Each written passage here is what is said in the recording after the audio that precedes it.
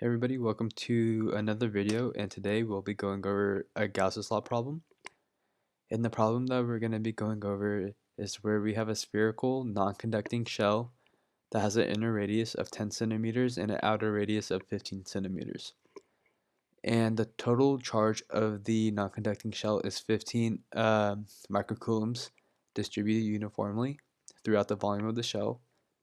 What is the magnitude of the electric field at distance r is equal to 12 from the center of the shell? So to draw a quick sketch of the problem, you can see that we have this inner radius right here, and then we have an outer radius that's 5 centimeters away from the inner radius. So from the center of the inner radius to this point is our R1, and from the center to this point is R2. And we know that we have a non-conducting shell. And if we're given something that's not conducting, we can just go ahead and assume that it's an insulator, meaning that the charge is going to be distributed throughout the entirety of the shell. So we're gonna have charge everywhere along here, not just a surface like a conductor. And we're just going to have 15 microcoulombs of charge within this surface, just like that.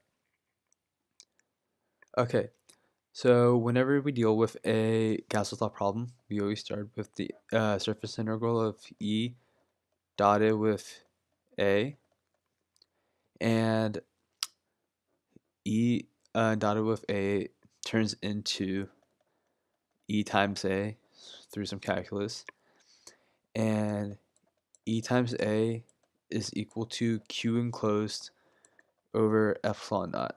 And this is really your Gauss's law formula. E is what we're looking for. A is the surface area of our Gaussian surface.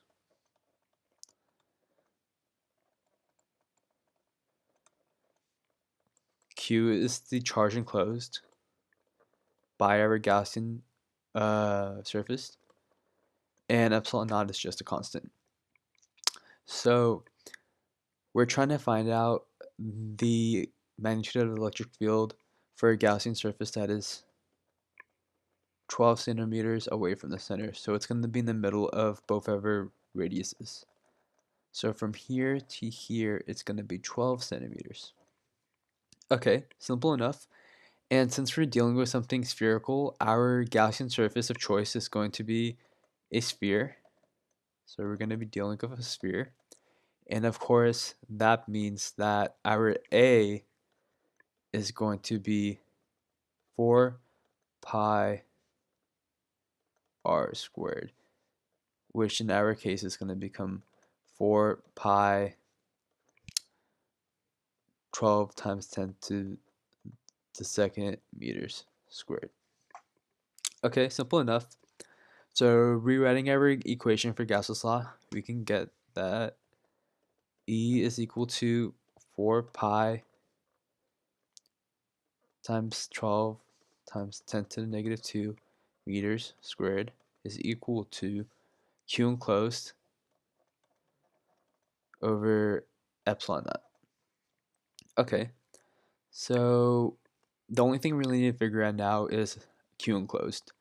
Well, we know that throughout the entire shell, the charge is 15 microcoulombs, but we just want the charge for this subshell that we made with our Gaussian surface.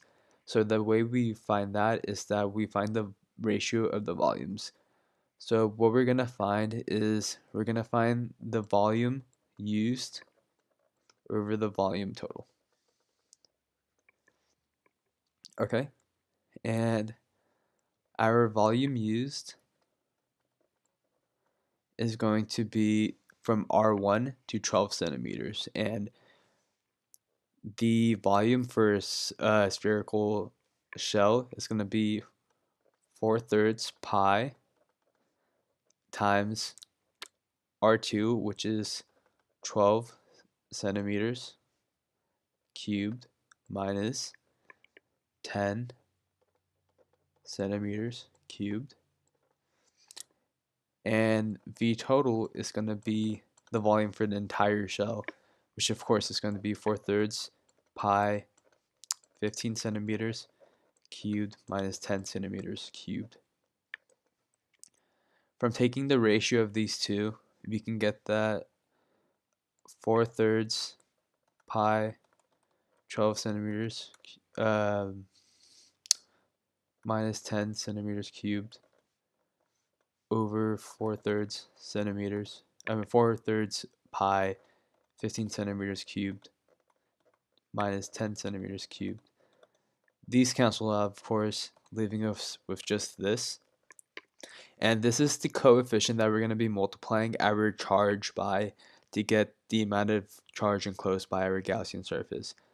So by dividing this over, we get E is equal to Q enclosed, which is going to be our total charge, 15 microcoulombs, or 15 times 10 to the negative 6 coulombs, multiplied by, I'm going to switch these into meters, so 12 times 10 to the negative second meters cubed minus 10 times 10 to the negative second meters cubed over 15 times 10 to the negative second meters cubed minus 10 times 10 to the negative second meters cubed. And this is going to be all over 4 pi 12 times 10 to the negative second meters squared times epsilon naught. And by doing problems earlier in earlier chapters and doing some Gauss's law problems, we know that K is equal to 1 over 4 pi epsilon naught. So we can go ahead and switch this and this into 1K. So E is just going to take these away, and we can put a K on top, with K being 8.99 times 10 to the 9 newtons times meter squared over coulomb squared. And in total, after simplifying this equation, you would get a grand total of 2.87 times 10 to the 6 newtons per coulomb. And that would be the magnitude of your electric field. Thank you for watching, and see you next time.